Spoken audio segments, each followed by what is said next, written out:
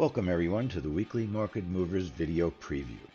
This is our trade room schedule as well as a look at all the events that we feel will move the futures markets in the upcoming week. Let's get started.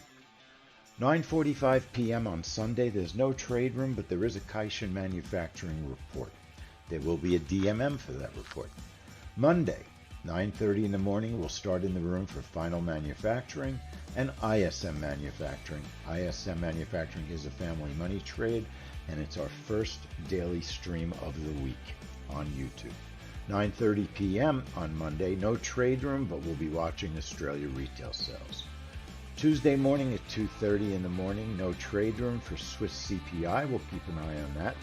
We'll be back in the room Tuesday at 9:30 in the morning for the JOLTS job openings report, another YouTube stream, and then 4 p.m. for the API crude oil report, a family money trade, and then 9:15 p.m. for Australia GDP and Chinese Kaishan services. Wednesday at 7:45 in the morning, we'll be in the room for ADP, a family money trade.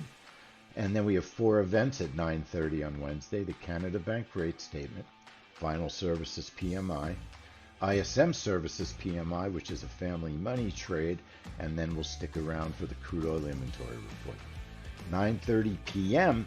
on Wednesday, there's Australia's trade balance and building approvals. No trade room for those events.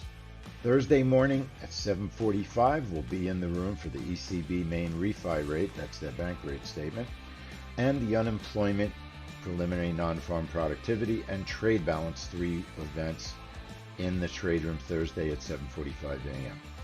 Then 10 a.m. on Thursday, we'll finish out the day with natural gas storage, and then back on Friday, 8 o'clock for 2 events: the U.S. jobs report, non-farm payroll, NFP, family money trade on bonds, and Canada's employment report.